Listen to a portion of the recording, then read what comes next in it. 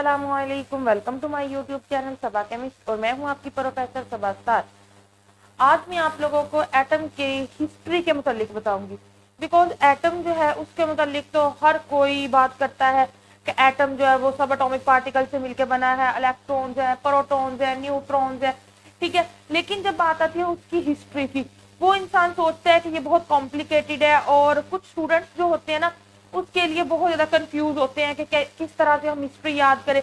मैं आप लोगों को सिर्फ जो बताऊंगी ना वो बेसिक हिस्ट्री है, ठीक है। सिर्फ और सिर्फ 5 मिनट्स में आप लोग इसको जान सकते हैं।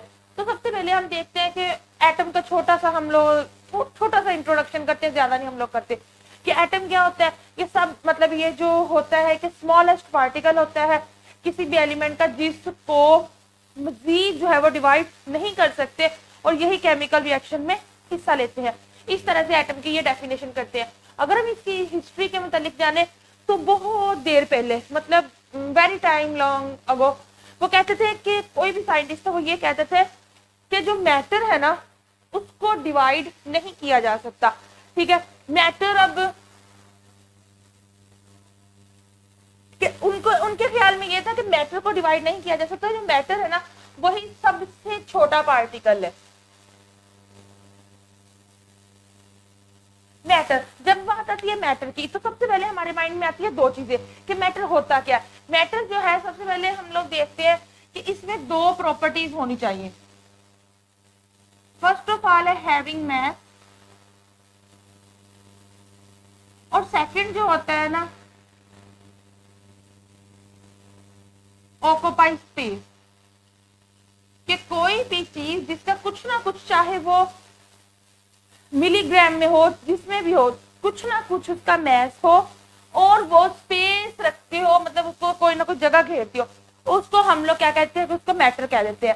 अच्छा, दूसरी बात ये है एलिमेंट क्या होता है। कहते हैं pure form of atom, pure form of matter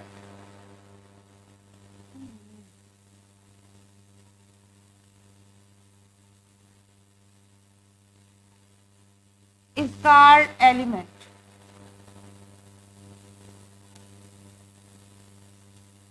जो प्योर फॉर्म होगी उसमें कोई और चीज ऐड नहीं होगी, उस मैटर की उस फॉर्म को हम लोग एलिमेंट का नाम देते हैं। अच्छा, ये कहते थे साइंटिस्ट कहते थे कि जो एटम है उसको मतलब ये मैटर जो है ये इंडिविजिबल पार्टिकल है, इसको मजीद डिवाइड नहीं किया जा सकता, इस तरह से कहते थे, ठीक है। लेकिन फिर ग्रीक फिलोसोफर थे, मतलब कुछ साइंटिस्ट ऐसे भी थे वो जो कहते थे कि नहीं, कि कुछ ना कुछ तो ऐसा पार्टिकल होगा। कोई उन्होंने एक्सपेरिमेंट नहीं किए थे, कोई कुछ नहीं था, बस उनके माइंड में ऐसा था कि कुछ ना कुछ तो ऐसा था, कुछ ना कुछ ऐसा होगा कि जो इसको फर्दर डिवाइड होता होगा, कि यानी मैटर भी किसी चीज से मिलकर बनता होगा। तो एक साइंटिस्ट था ये, जिस तरह ये डेमोक्रिटस है। डेमोक्रिटस ने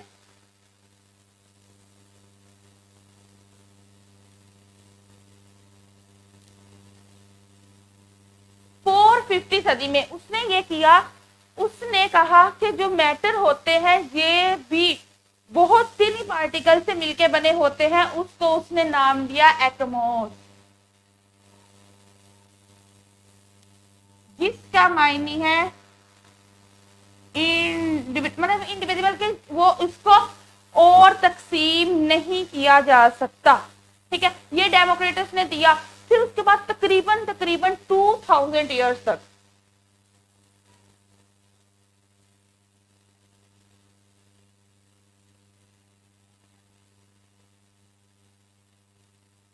तकरीबन 2000 ईयर्स तक इस टॉपिक को एटम के मुतालिक साइंटिस्ट भूल ही गए, ना कोई रिसर्च हुई ना कुछ और। डेमोक्रिटस ने भी जस्ट उसको नाम दिया, कोई एक्सपेरिमेंट बेस नहीं था, कोई कुछ नहीं था, बस जिस तरह कहते हैं जुबानी कलामी कोई ना कोई हाइपोथेसिस, आप लोगों ने 9th क्लास में थोड़ा सा पढ़ा होगा, वो हाइपोथेसिस दे दिया था कि कोई ना कोई ऐसी चीज है जिससे मिलके मैटर बनता है। फर्स्ट पॉइंट है जो आप लोगों ने याद करना है, क्या कि डेमोक्रिटस ने क्या किया था। साइंटिस्ट क्या कहते थे, साइंटिस्ट पहले ये कहते थे कि मैटर जो है वो इंडिविजिबल है, उसको डिवाइड मतलब मजीद डिवाइड नहीं किया जा सकता। लेकिन ग्रीक फिलोसफर ने ये सोचना शुरू किया, नहीं, कोई ना कोई तो ऐसी चीज होगी जिससे मैटर मिलके बना है। तब फिर क्या हुआ, फिर डेमोक्रिटस ने 450 में क्या किया था, उसको नाम दे दिया उस सब पार्टिकल को, किस चीज का, एटोमोस का, जिसका मतलब है इनडिविजुअल। ये फर्स्ट है। अगर आप लोग इस तरह से याद करेंगे तो बहुत इजीली याद हो जाएगा। अब सेकंड था कि लेट 17th सेंचुरी, यानी 17th सेंचुरी के लास्ट पे और 18th जो सेंचुरी थी उसके स्टार्ट में साइंटिस्ट ने दोबारा से एटम पे वर्क करना स्टार्ट कर दिया। उन्होंने कहा कि नहीं, कुछ ना कुछ हमें उसके बारे में रिसर्च करनी चाहिए, यानी कि हम लोग ये कह सकते हैं इन 18th सेंचुरी साइंटिस्ट ने क्या किया था, वो क्वांटिटेटिव स्टडी स्टार्ट की थी।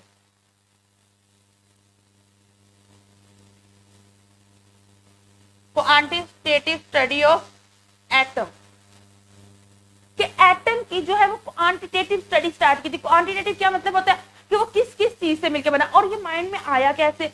अब जैसे कुछ साइंटिस्ट थे, उन्होंने ये देखा कि बहुत से ऐसे कंपाउंड है, ठीक है, जो कि एक ही तरह के एलिमेंट से मिलकर बने हैं।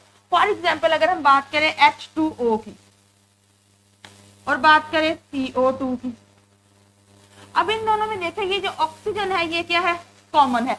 तो जब साइंटिस्ट ने ये देखा कि कोई जो है इनके कंपाउंड में मतलब सेम एलिमेंट सारे हैं लेकिन कंपाउंड क्या है, डिफरेंट है, ठीक हो गया। तो उनके माइंड में ये बात आई कि कुछ तो ऐसा है ना कि ये जो डिफरेंट मिलके सेम चीजें मिलती हैं दूसरे एलिमेंट्स के साथ, ठीक है, और वो बना रही है। अब जिस तरह ये देखें H2O है, ये वाटर है, और H2O2 जो होता है ये हाइड्रोजन परऑक्साइड है।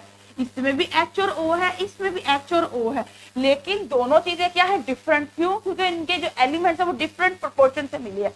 ये चीजें देख के साइंटिस्ट के माइंड में आया कि कुछ तो ऐसा है कि जिसकी वजह से ये जो मतलब और भी इनडिविजिबल पार्टिकल है उस पर उन्होंने रिसर्च स्टार्ट की।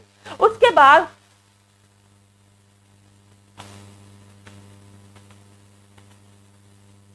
ये हो गई कि साइंटिस्ट के ने स्टडी क्यों स्टार्ट की, ये वगैरह वगैरह, ये सब कुछ उनके माइंड में आ गया। अब जो थर्ड साइंटिस्ट था वो था जॉन डाल्टन।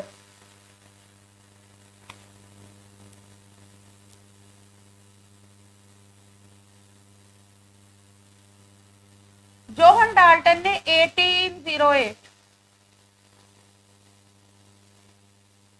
जॉन डाल्टन जो था वो इंग्लिश टीचर था, ठीक है। उसने क्या किया, 1808 में ये जो एटॉमिक मतलब ये जो थे एटम के मुतालिक रिसर्च चल रही थी, उसने उसको किया। उसने सबसे पहले 2 लॉ पेश किए। एक था लॉ ऑफ कन्वर्जन ऑफ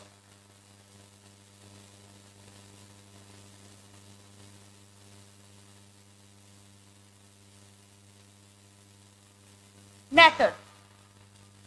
अच्छा, law of conversation of matter जो था उसमें उसने क्या कहा, उसने ये कहा कि कोई भी मैटर जो है, फॉर एग्जाम्पल मैटर मिलके कोई नई चीज बना रही है, उसमें उनके जो वो कंजर्व रहेगी। कंजर्व का मतलब क्या होता है कि वो जितनी है उतनी ही रहेगी, ये नहीं है कि वो चेंज होगी, उसकी अमाउंट जो है वो सेम रहेगी।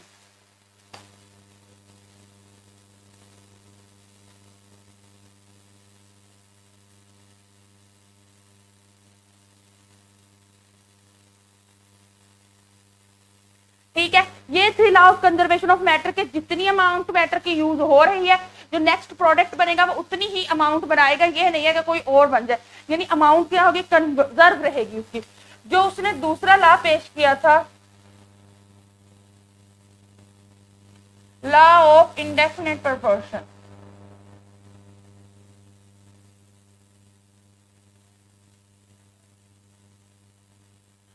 अच्छा देखिए, इन दोनों में फर्क क्या है। कंजर्वेशन ऑफ मैटर में ये है कि मैटर को हम लोग फिजिकल और केमिकल मेथड में दूसरी चीजों में कन्वर्ट कर सकते हैं, लेकिन उनकी जो अमाउंट होगी वो सेम रहेगी।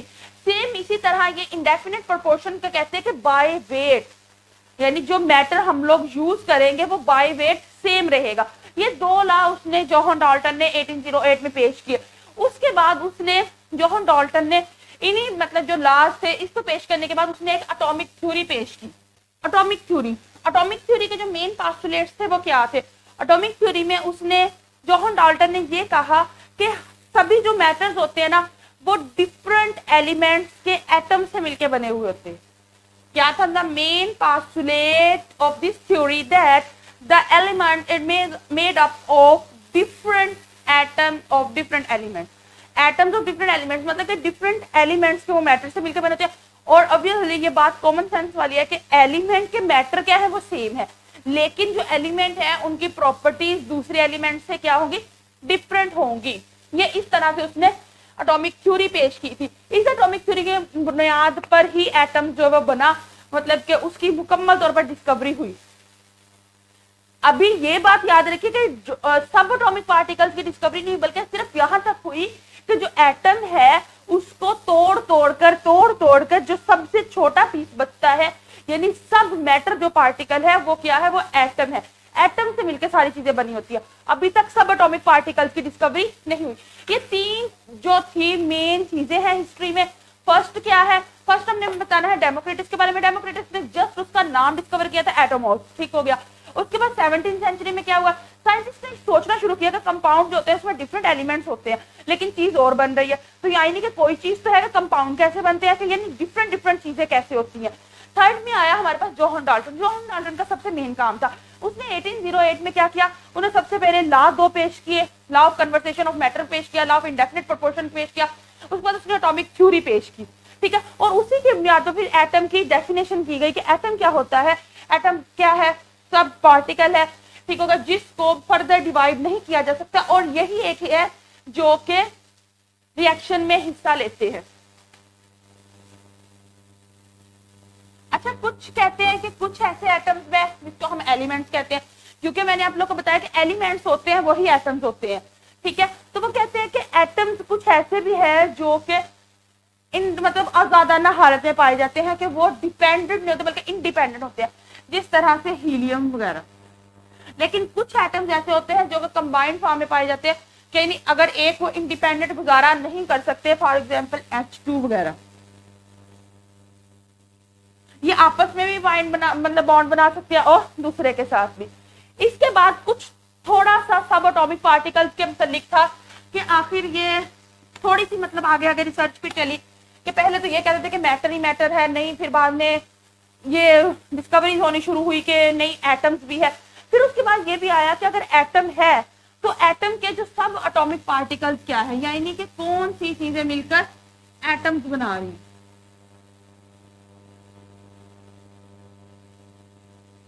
सब एटॉमिक पार्टिकल्स में वो कहते हैं कि मोर देन 100,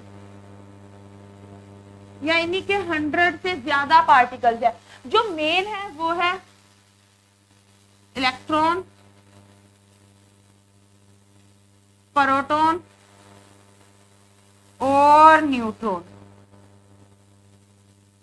अच्छा, इलेक्ट्रॉन की जो डिस्कवरी थी ये भी मतलब वो जे थॉमसन था उसने की है, ये 1856 में। ये इसके ये जो डिस्कवरीज ऑफ इलेक्ट्रॉन, प्रोटॉन और न्यूट्रॉन पे मेरी मुकम्मल वीडियो मतलब पहले से अपलोड हो चुकी है।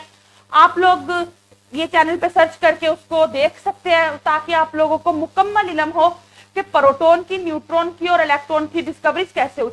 अर्नेस्ट रदरफोर्ड जो था उसने न्यूक्लियस की डिस्कवरी की, उसके बाद वो प्रोटॉन और न्यूट्रॉन की डिस्कवरी हुई। ये था मेरा आज का लेक्चर। अपना ख्याल रखिएगा। अगर कोई क्वेश्चन हो तो कमेंट सेक्शन में पूछ लीजिएगा। अल्लाह हाफिज।